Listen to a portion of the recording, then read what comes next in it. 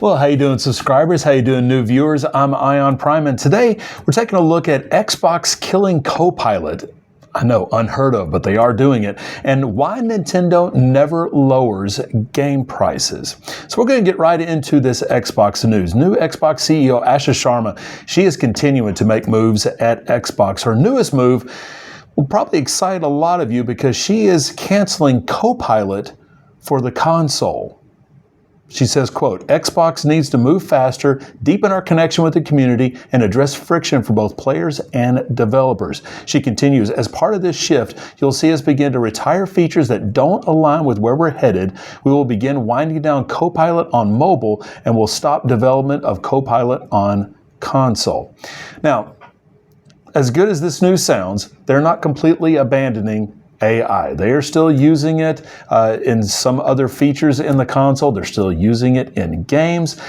So it is a victory, but it's certainly not going to win the war. But definitely some good news, especially for all of you Xbox players out there. No more Copilot on the console moving forward.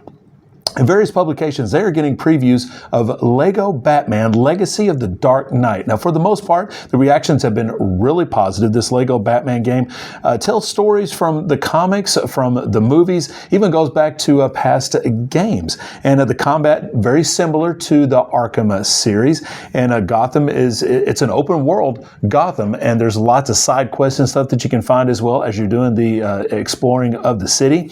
And some are calling it the best Lego game to date, and it's only just a couple of weeks away, releasing on May 22nd. So should be a very fun game. Lots of people looking forward to it.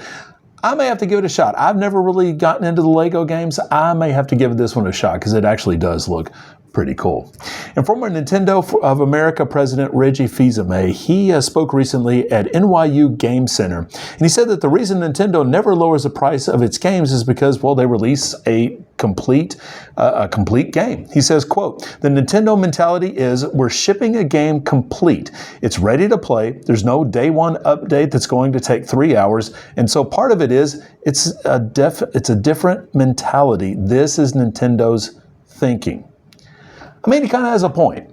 I mean, how many times have you put in a Nintendo game in, say, the Switch 2 now, and there's not like a big patch to play the game?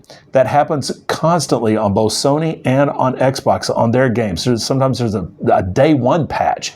Otherwise, you can't play the game at all. And there's updates after that to make the game playable, because of stuff that they just didn't finish. So I can kind of see Reggie's point here, but yeah, it is frustrating that we go to the store, we see a Nintendo game that's been out for 6 years and it's still sitting at that $60 price.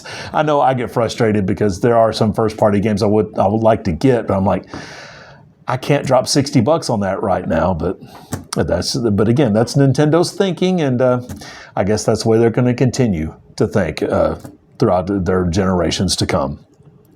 And I keep flip-flopping about which Final Fantasy game is my favorite. It's either 7, 10, or 9. Sometimes in that order, sometimes not. And I was really hoping that we would get that heavily rumored Final Fantasy IX remake, but obviously that never happened. Or what was the rumored news that is that they were working on it, but they shelved it?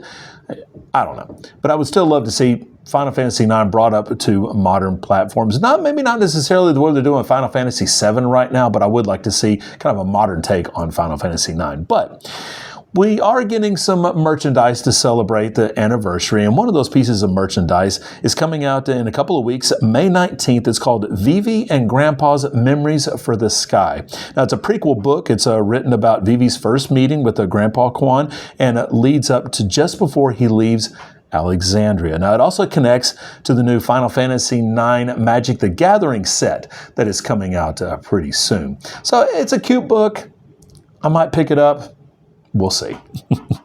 And finally, one of my favorite and most frustrating series to play is R-Type.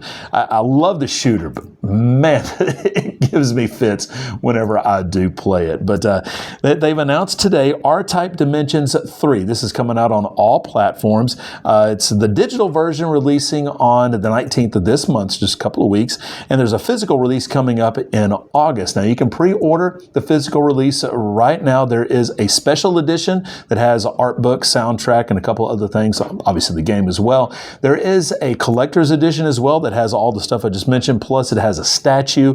I believe when I was on the site, it was the collector's edition was sold out, but the special edition is still available. But if you are interested, if you like R-Type the way I do, and you are interested in pre-ordering that physical edition, I'll have all the details in the description below.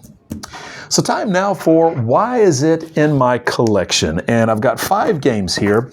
Now, I've said before that I am absolutely no good at fighting games at all, but I do enjoy playing them. And one game that I really got hooked on in the arcades back in the day was Soul Calibur. Loved the very first Soul Calibur. And the first Soul Calibur is, it's locked on the Nintendo GameCube, so obviously I don't have that. But I have Soul Calibur 2 and 3 for the PlayStation 2, and then 4 and 5 for the PlayStation 3, and 6 for the PlayStation 4. So these 4 games are in my collection, and I've played all these games. I very much enjoy playing Soul Calibur.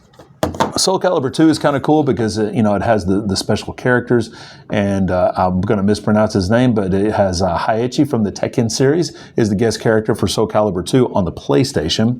And then Soul Calibur 3, definitely really good. I really enjoyed Soul Calibur 4.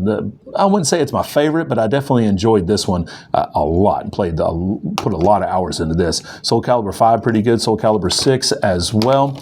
But I do love Soul Calibur, and again, I'm not the best at it, so you could probably meet me online playing this game, and you would probably beat me every single time, but I would definitely give it my all. I don't know what it is about fighting games. I guess it's just I don't have the coordination, I guess, to get all the movesets correct, but I don't know. Soul Calibur seems to be a pretty easy game to play, so that's probably why I enjoy it as well. But definitely enjoy playing the Soul Calibur series, and again, have it on the PlayStation 2, 3, and of course the version on the PlayStation 4. So but thank you so much for watching today. You know what to do. Like this video if you like it. Dislike it if you don't. If you are new to the channel, be sure to hit subscribe. Would love to have you as a subscriber. And if you want to talk about anything that I've talked about today, do that in the comment section down below. All of my sources for today's news, I will have that down in the description as well. So go by there and check out those sources and get some more details about everything I've talked today. And keep your controllers charged, my friends. And I'll talk to you tomorrow with some more gaming news and show off a little bit more about what's in my collection. All coming up tomorrow.